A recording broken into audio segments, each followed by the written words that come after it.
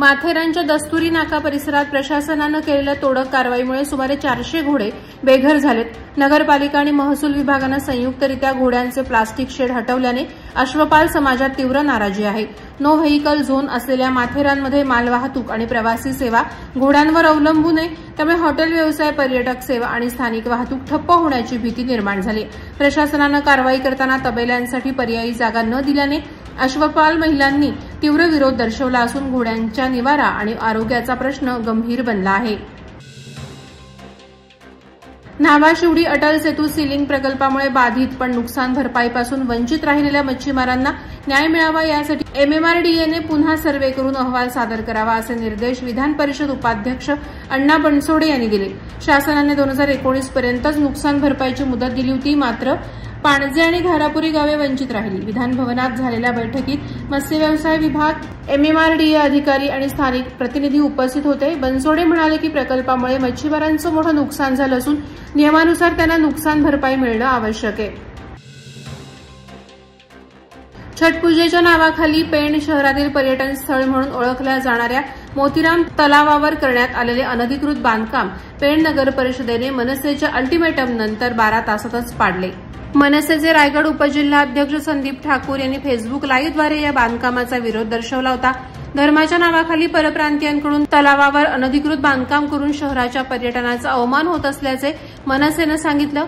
मनसेनं दिलेल्या 24 तासांच्या अल्टिमेटम नंतर नगर परिषदेने तातडीनं कारवाई करत मोतीराम तलाव परिसरातील अवैध बांधकामे हटवली. पेण तालुक्यात आगामी निवडणुकांचे वारे वाहायला लागले असून इच्छुक उमेदवार आता आपल्याला उमेदवारीसाठी मतांची फिल्डिंग लावून बसलेत.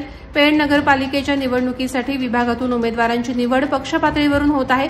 शहरातील प्रभाग 2 मधून माजी उपनगराध्यक्ष रघुनाथ बोरेकर यांचा पुत्र विशाल उर्फ विकी बोरेकर यांना भाजप पक्षाकडून उमेदवारी मिळावी यासाठी जोरदार मागणी आणि पाठिंबा ग्रामस्थ, नागरिक, हितचिंतकांकडून मिळत असल्याचे सांगितले जाते. ग्रामस्थांची एक बैठक आयोजित करून विकी बोरेकर यांना जाहीर पाठिंबा दर्शवला आहे. राष्ट्रीय एकता दिवसानिमित्त खालापूर पोलिसांच्या वतीनं रिलायन्स टाउनशिप लोधिवली येथे एकता दौडचं आयोजन करण्यात आलं होतं. एकता दौडला उपविभागीय पोलीस अधिकारी डॉ. विशाल नेहुल यांनी झेंडा दाखवला. भारताचे लोहपुरुष आणि देशाचे माजी गृहमंत्री सरदार वल्लभभाई पटेल यांच्या 150व्या जयंतीचं औचित्य साधून हा उपक्रम घेण्यात आला. स्वातंत्र्यानंतर विविध संस्थानांना एकत्र करून भारतात राजकीय एकात्मता निर्माण करण्याच्या त्यांच्या कार्याचा गौरव करण्यासाठी हा दिवस पाळला जातो. आगामी जिल्हा परिषद आणि पंचायत समिती निवडणुकीच्या पार्श्वभूमीवर राष्ट्रवादी काँग्रेस पक्षाची बैठक नागोठणे येथे भाई टके यांच्या निवासस्थानी घेण्यात आली. बैठकीत उमेदवारांची चाचपणी करण्यात आली. रायगड जिल्हा परिषदेच्या नागोठणे गटासाठी राष्ट्रवादीचे विभागीय अध्यक्ष आणि पिंगोडे ग्रामपंचायतीचे सरपंच संतोष कोळी यांच्या नावाला कार्यकर्त्यांनी एकमुखी पाठिंबा दिला. रोहा पंचायत समितीच्या सुकेळी आणि नागोठणे गणासाठीही इच्छुकांची नावे सुचवण्यात आली. सुकेळी गण अनुसूचित जमाती स्त्री तर नागोठणे गण मागास प्रवर्ग स्त्री आरक्षित असल्याने अंतिम निर्णय पक्षश्रेष्ठी घेणार आहेत.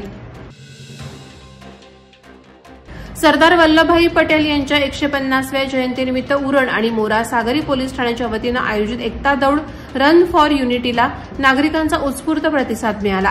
पेन्शन पार्क येथून सुरू झालेली ही दौड स्वामी विवेकानंद चौक, गांधी पुतळा, गणपती चौक, राजपाल नाका, पालवी हॉस्पिटल मार्गे पेन्शन पार्क येथे संपन्न झाली. यावेळी मार्गदर्शन वरिष्ठ पोलीस निरीक्षक हनीफ मुलानी यांनी केलं. या उपक्रमात पोलीस निरीक्षक संजय जोशी, दोन्ही ठाण्यातील अधिकारी, अंमलदार, माजी नगरसेवक, पोलीस पाटील, सागर रक्षक दल सदस्य आणि विद्यार्थ्यांनी सहभाग घेतला. सरदार वल्लभभाई पटेल यांच्या 150व्या जयंतीनिमित्त पनवेल शहर पोलीस ठाण्याचे वतीने एकता दौडचं वडाळा तलाव परिसर पनवेल येथे आयोजन करण्यात आलं होतं. एकता दौड वडाळे तलाव पोलीस चौकी या ठिकाणाहून सुरू होऊन पुढे VK high school, Dhutpapeshwar corner, Savarkar चौक, नवीन कोर्ट, विरूपक्ष मंगल कार्यालय मार्गे वडाळे तलाव पोलीस चौकी या ठिकाणी संपन्न झाली.